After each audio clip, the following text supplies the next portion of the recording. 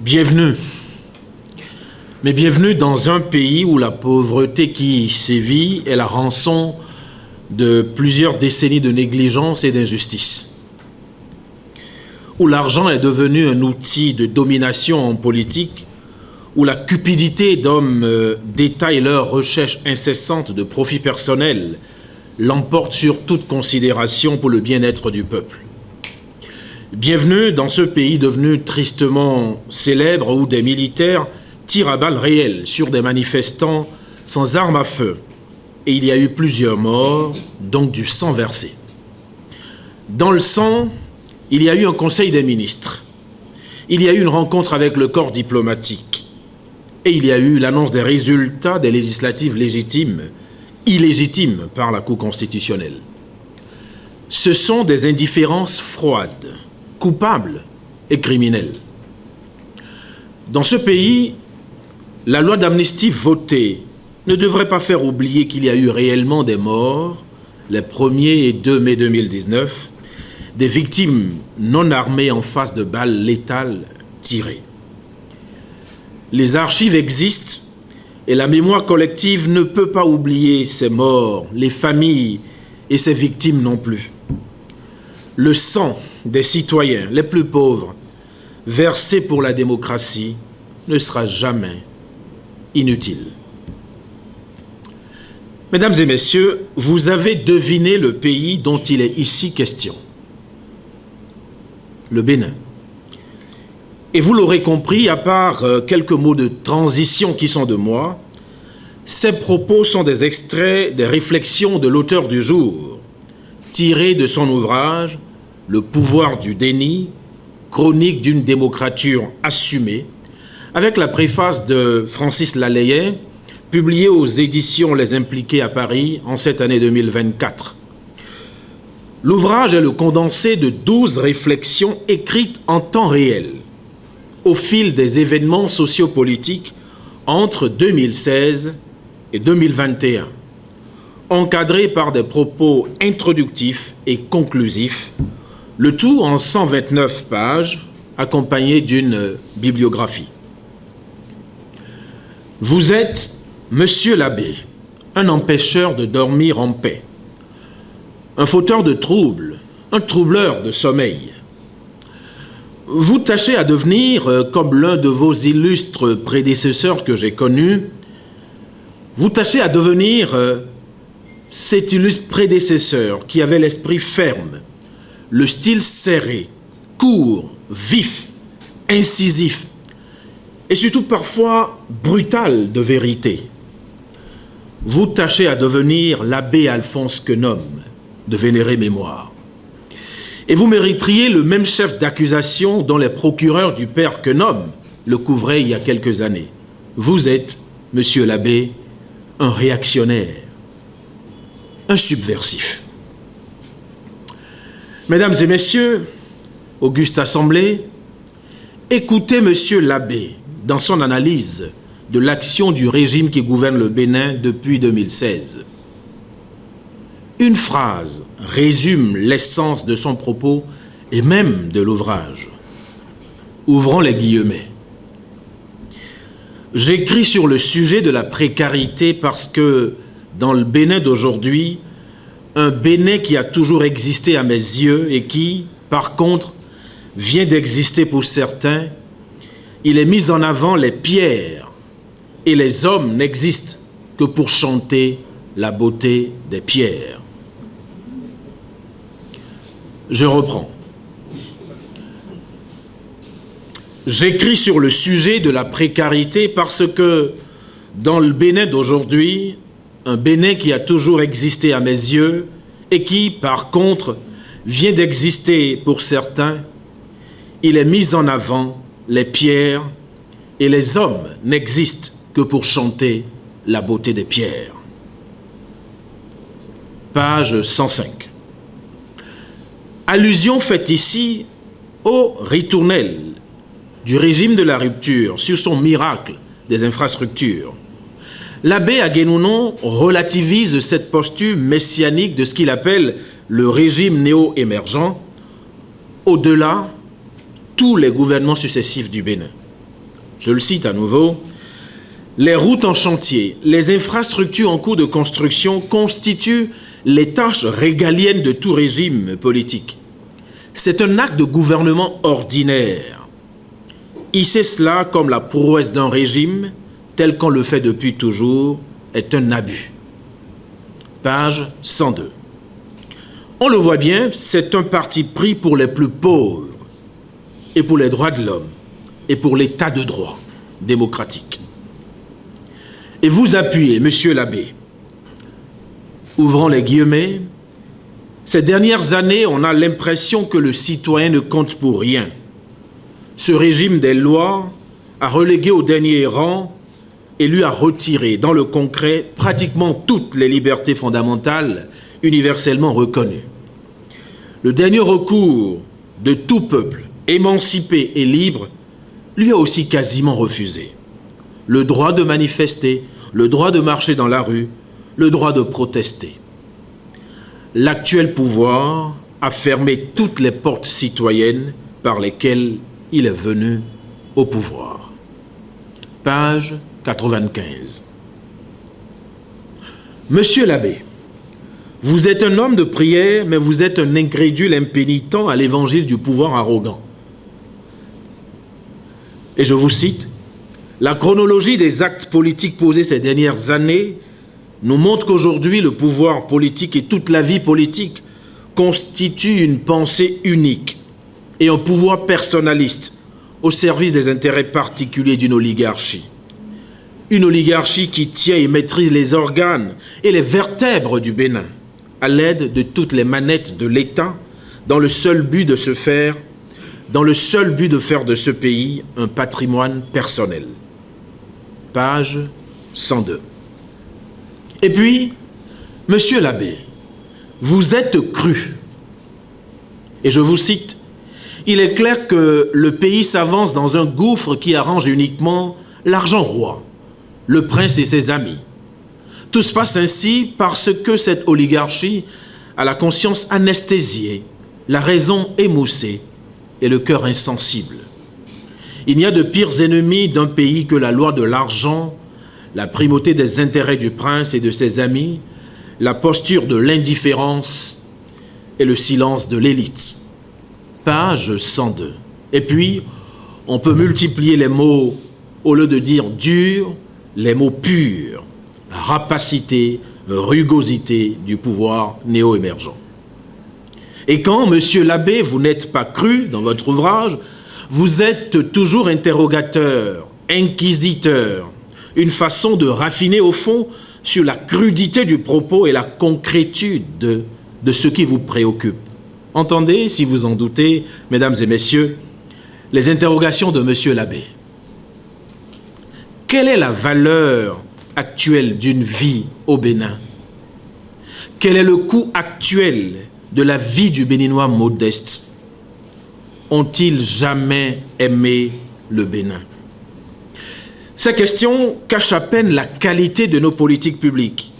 Elles interpellent notre conscience sur le choix à faire entre biopolitique et nécropolitique, entre la politique de la vie et la politique de la mort. Elles insistent sur le rôle majeur, quelque peu dévoyé, de l'élite politique béninoise en laquelle, monsieur l'abbé, vous ne semblez plus du tout croire. Et pourtant, homme de prière, vous êtes sommé d'être plein d'espérance. Et la question conclusive de votre ouvrage, mais en même temps introductive au débat qui viendra tout à l'heure, entre la démocrature et la dictature, il n'y a qu'un seul pas. Ce pas n'est-il pas déjà franchi par la rupture? Page 96. Cette question sort d'une autre que vous avez posée dès l'entame de votre livre, monsieur l'abbé. Qu'a-t-elle vraiment fait de mal, la démocratie? À cette dernière question, on peut, avant de répondre, adjoindre une autre question magistralement formulée par Myriam Revaud-Dallons. Pourquoi nous n'aimons pas la démocratie?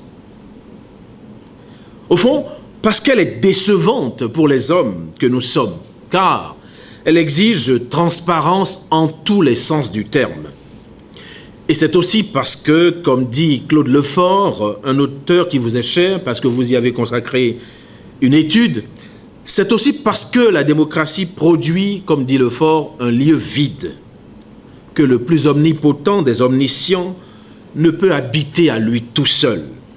Si éternel que se croit le dirigeant, il est subitement rappelé à son incapacité à tout contrôler, à tout habiter, à sa finitude d'être humain. C'est parce que, en définitive, la démocratie produit, comme dit toujours Lefort, je le cite, la dissolution des repères de la certitude. En démocratie, personne n'est jamais certain de tout. Et maintenant, Monsieur l'abbé, quelques points pour entretenir la discussion après vous, après cette lecture de votre ouvrage. Mon père, vous êtes un homme de prière, mais qui d'une certaine façon critique la pierre dans la gouvernance publique. Et j'ai envie de dire, qui critique Pierre? Car au fond, l'Église, pour être rayonnante, a besoin d'être bâtie et bien bâtie, à base de la pierre. Et pourtant, vous n'êtes pas si admirateur que ça des politiques de la pierre. Monsieur l'abbé, vous dites, et je vous cite, en général, la politique béninoise souffre d'une crise morale. Page 61. Et puis, vous vous questionnez, ont-ils jamais aimé le Bénin? Il me semble que cette question doit nous être reposée, entre nous, sans complexe, sans passion, dans la tempérance. Avons-nous, Béninoises et Béninois, avons-nous jamais aimé le Bénin?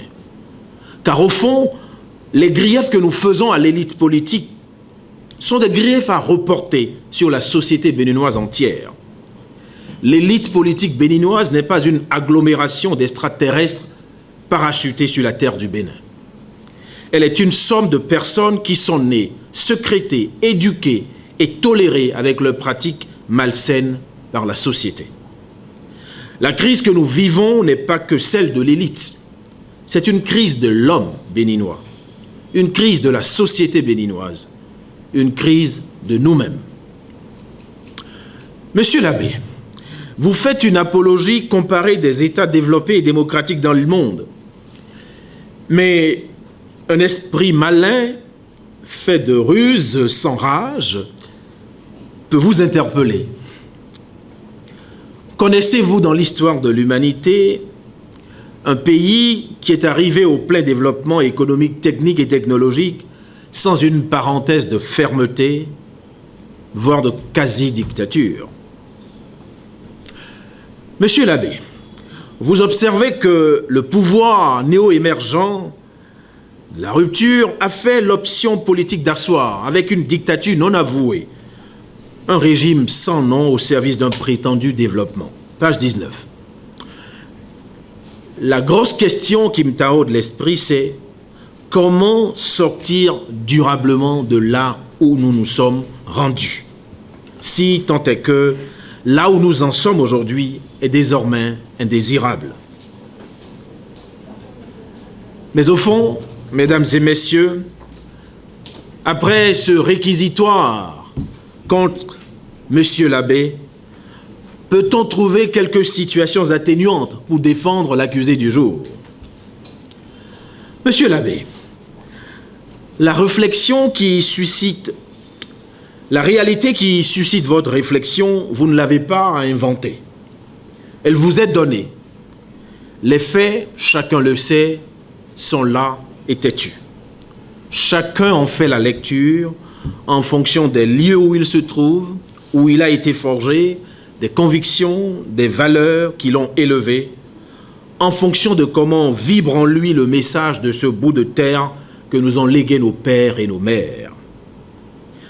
Monsieur l'abbé, vous faites acte de courage. Vous faites acte d'audace. Le test écrit dans le malheur des événements et dans l'inquiétude du temps qui vient, le test vous rend justice dans le cadran de l'histoire. L'un de vos illustres prédécesseurs, le père Alphonse Quenom, appelait souvent mon attention sur notre devoir d'intellectuel. La capacité de l'intellectuel à pouvoir penser dans les temps sombres le temps qui vient. Et vous le faites si bien. Peut-être un petit regret pour le lecteur que je suis. Il me manque quelques notes de bas de page à chaque test, juste pour situer précisément le contexte sociopolitique et éditorial de sa production, les événements qu'il interprète, la précision d'une publication antérieure ou non, le caractère inédit ou non de la publication. Mais, qu'importe. Quand le temps sera venu, Monsieur l'abbé, en tout état de cause, il ne sera jamais de vous que vous avez été bouche bée face aux tribulations de votre peuple, indifférent au sort de votre communauté, de votre pays. Et quand ce temps sera venu, les jours matinés de quelques douleurs, la nuit bercée de quelques lueurs, la chevelure grisonnante, quelques-uns d'entre nous, certains de nos derniers neveux, et peut-être la mémoire collective dans nos bibliothèques, se souviendront qu'il y eut, parmi les plus courageux d'entre nous, quelqu'un qui œuvra par l'esprit, la parole et la plume, pour que les pouvoirs qui nous gouvernent ne sombrent dans le pouvoir du déni et le mépris, de la souffrance des humains qui font notre pays. On dira de lui qu'il eut le courage de nous intranquilliser avec une question qui va nous poursuivre presque toute notre vie, comme notre ombre. Une question qui pousse à la réflexion et surtout à l'action. Mesdames et messieurs, que faisons-nous d'un régime qui met en avant les pierres et où les hommes n'existent que pour chahuter la beauté des pierres? Merci de votre attention.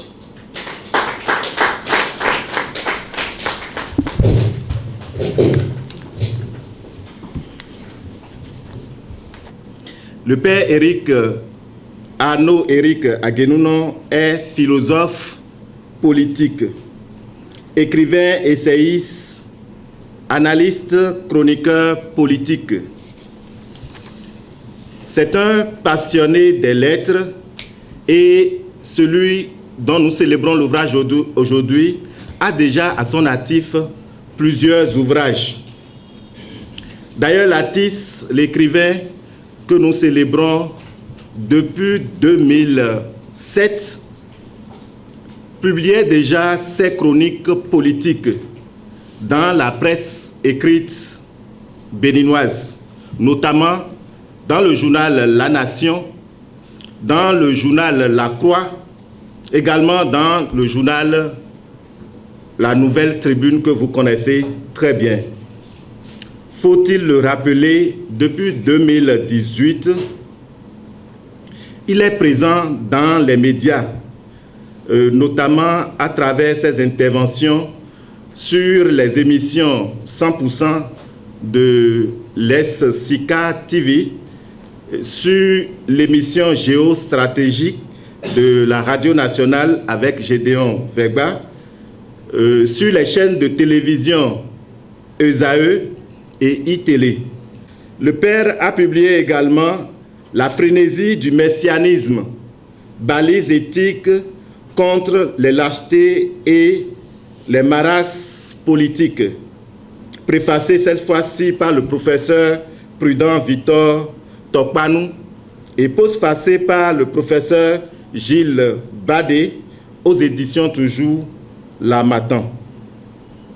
C'est celui-là qui nous présente encore aujourd'hui un nouvel ouvrage intitulé « Le pouvoir du déni », chronique d'une démocratie assumée. Vous voyez que les choses se ressemblent, les régimes se passent et se ressemblent presque. Et quand on se relie, on se dit presque les mêmes choses. Bon, peut-être que c'est le père qui va trouver la solution. Comme ils ne veulent pas se former eux-mêmes, je vais demander à l'Institut de créer une école ici pour les politiciens. Parce que ceux qui ont besoin de formation aujourd'hui, ce n'est pas les militants. Ce pas les militants, je suis désolé, ce sont les ministres, les chefs de l'État, les députés. Ils ne sont formés nulle part. Ils se voient, ils tombent dans l'exercice sans repère. Ils font comme ils peuvent.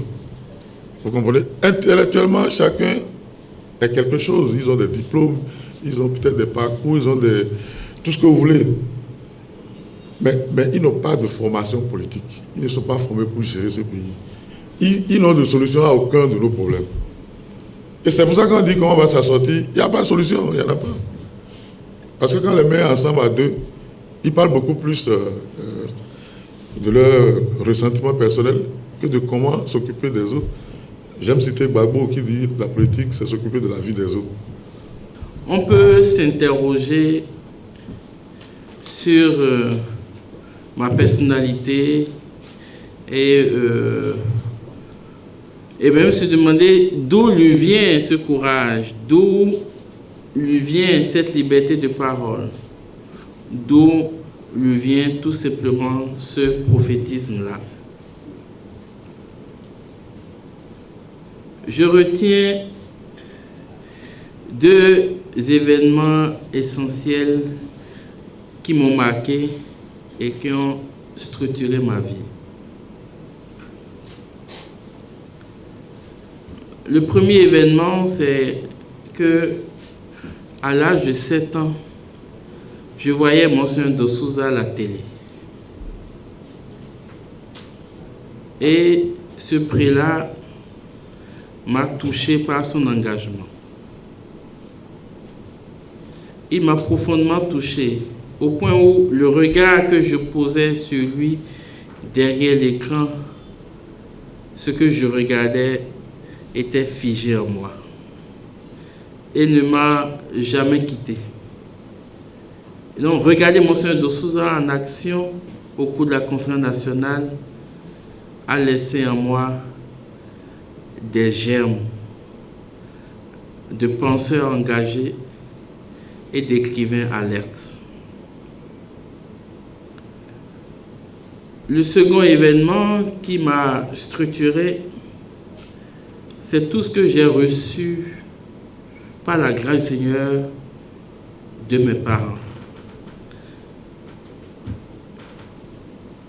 J'ai eu la grâce de naître dans un milieu de cadres, d'intellectuels, de chercheurs et de savants. Mon père est allé travailler une dizaine d'années aux Nations Unies. Il nous a fait voyager. J'ai pris l'avion la première fois à l'âge de 10 ans dans ma vie. Mon jeune frère, celui qui me suit, il avait 6. Le dernier avait 2 ans. Donc on nous a ouvert l'esprit très tôt. Très tôt. Et j'ai connu le désert, j'ai connu Tombouctou, Mopti, Sévaré, d'alors. L'école malienne où vous étiez en classe et le vent de sable commence, on vous dit rentrez chez vous. Ou à cause de la rébellion, on dit enfermez-vous chez vous. J'ai connu cela, ça m'a structuré. J'ai connu le Mali juste sorti de la démocratie. Et les Maliens avaient leur regard sur le Bénin qui avait mieux réussi la démocratie. Cela m'a structuré. Une période de ma vie où j'ai découvert vraiment aussi d'autres pays du Sahel, comme le Burkina et autres. Ça, c'est ce que j'ai reçu. Quand on reçoit cela, il faut le donner parce que ça structure la vie. Et une fois revenu au Bénin, je retrouve encore Monseigneur de Souza qui m'a donné la confirmation le 30 mai 1998. Je faisais partie de la dernière vague des confirmés de Souza parce qu'il est décédé le 13 mars 1999. Alors ce jour-là, il m'a communiqué quelque chose de grand. Et j'ai eu cette ferme conviction-là. Et dans la même période, j'étais militant des droits de l'homme. Et donc, c'est dans toute cette mouvance que moi, j'ai eu ma vocation. Et donc, penser et écrire, c'est intimement lié à ma vocation de prêtre. Je n'écris pas pour chanter les louanges de quelqu'un. Ceux qui chantent les louanges de quelqu'un existent, se connaissent et ils le font bien. Ma vocation, c'est d'écrire sur ce qui ne va pas. C'est d'alerter. C'est de rappeler l'opinion publique à l'essentiel.